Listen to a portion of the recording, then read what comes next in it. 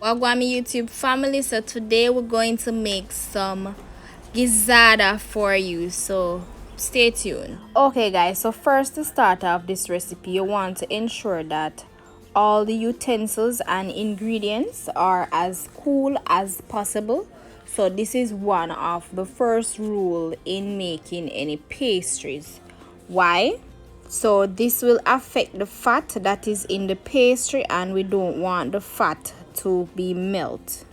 Also, sifting the flour is also important because we want to incorporate air into the flour. So with this recipe of making the gizada, we're not going to use any form of chemical raising agent such as baking powder. So this is a form of adding air or raising agent to the mixture.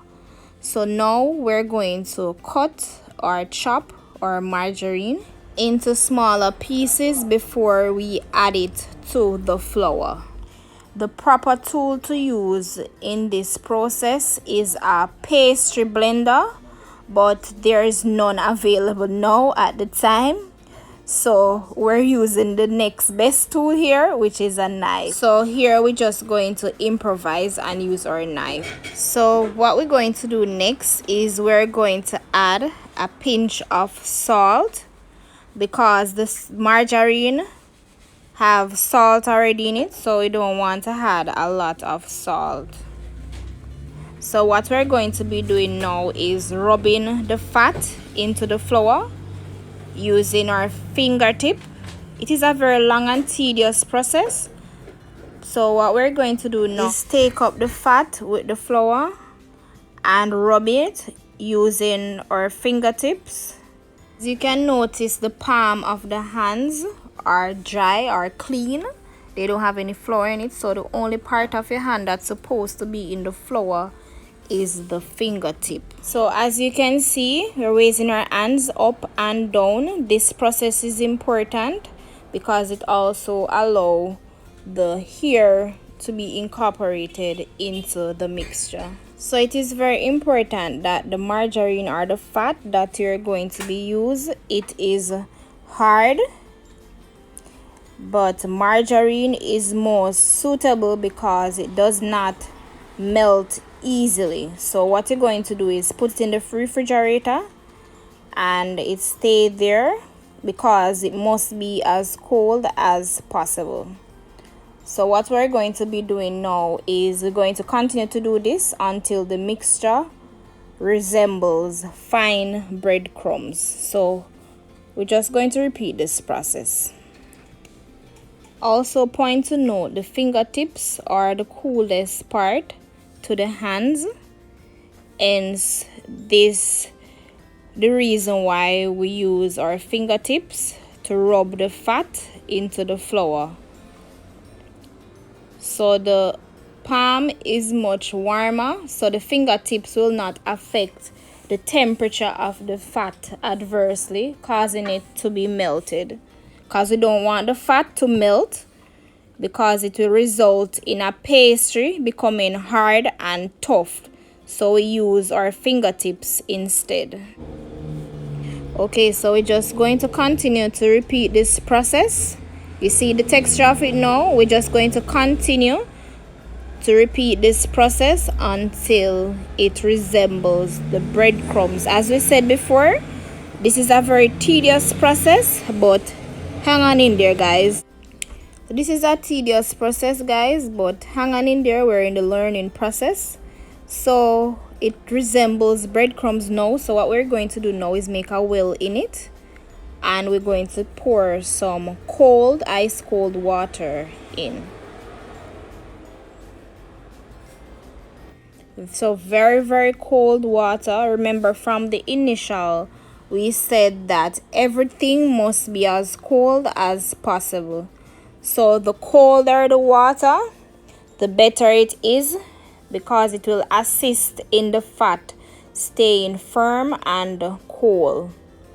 You want to ensure that you add just a little bit at a time, about 2 tablespoons depending on the amount of mixture that you are working with. So we're just going to continue to add water until it forms a firm but pliable dough. So at this point, you want to ensure that you don't add too much water, because too much water will make the pastry also hard and tough. Yes guys, hard and tough. Yes guys, so it seems a little bit out of the norm because water normally make things softer, but in pastry it can make the dough becomes hard and tough. Yes guys, hard and tough. So a lot of things can make the dough become hard and tough. If you have too much sugar, the dough can become hard and tough. If you had too much fat, it can become hard and tough as well. So as you notice, we are kneading, but we are not kneading or over kneading it too much. So what we're going to do now is leave it in the refrigerator to allow the gluten to relax. And afterwards, what we're going to do now is continue with the gizada. So here we have the sugar and the grated coconut. So we're going to make the filling for the crust or the shell. And for making the filling, it is best to use a thick base pot when we're making the filling, because we don't want the ingredients to burn.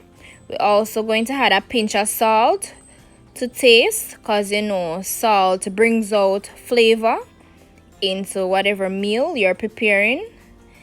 And stirring the mixture is also crucial, because at this point we want to ensure that the sugar is well incorporated in with the coconut trash.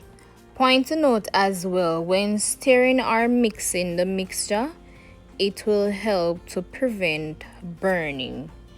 So next we're going to allow the coconut and the sugar to cook for about 20 minutes, right, until it reaches the consistency that we're looking for. So you're just going to continue to stir and allow it to cook until it's based on that consistency. Okay, so to add little flavor or spices to the filling, to the coconut trash and the sugar, we're going to use vanilla, nutmeg, cinnamon powder, and almond concentrate, right?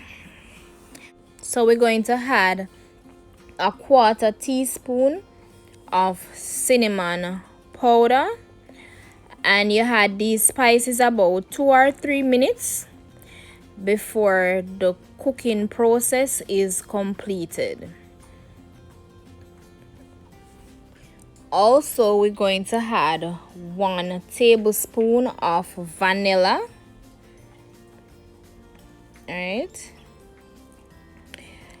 We're also going to add 1/2 teaspoon of almond concentrate.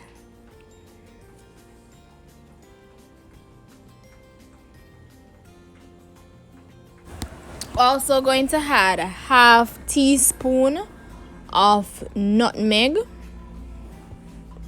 So we're just going to continue to stir and cook the mixture, the coconut filling, until it is in the desired texture. So this is how the cooked gizada filling is looking.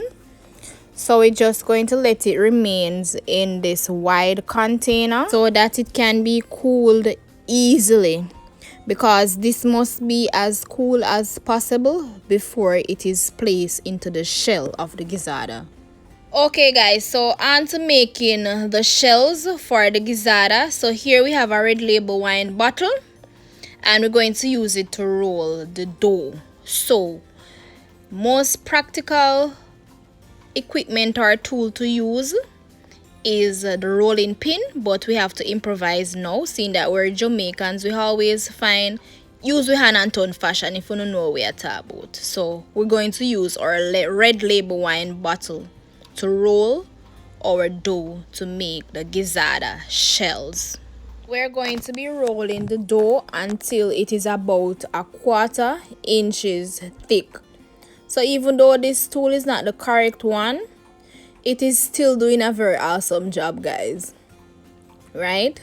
So we want to ensure that the level of thickness is even throughout the dough. Also want to ensure that you dust your rolling pin with flour. So we're going to make even light strokes.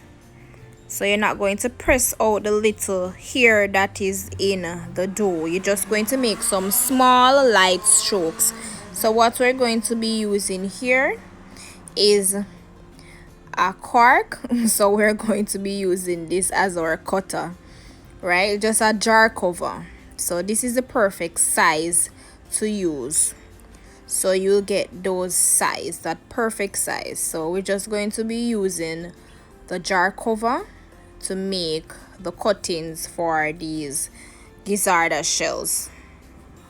Just going to repeat this process until we have achieved the amount of shells that we want. And the good thing about this is that when you're finished cutting out the shells, you can reuse back the dough and roll it out to get even more from it. So what we're going to be doing now is pinching the sides to make the shells. So you raise it up a little bit and you pinch. So we're just going to repeat this process until we have made a complete shell. So you just continue to raise and pinch, raise and pinch. So that is our first gizada shell. So we're just going to repeat the process, and here is how it is looking after we have repeated the process, right? So when you're putting them on the sheet, you want to ensure that they are close as possible. If not, the shells are going to spread out if you place them further apart from each other.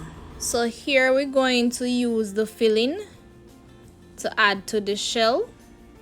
So you want to ensure that you don't overfill the shells, right? So we're just going to repeat the process to fill all the shells, and here is how they are looking. So what we're going to do now is we're going to place them into the refrigerator until the oven is preheated. So why we're doing this is because if the oven temperature is too cool, the fat will run out from the pastry before the starch grain is able to absorb the fat, and this will also result in the pastry being hard and tough. So we're going to preheat for 350 degrees Celsius, and afterwards this is how the gizadas are looking. Very nice and delicious treat. Thank you for watching. Bye.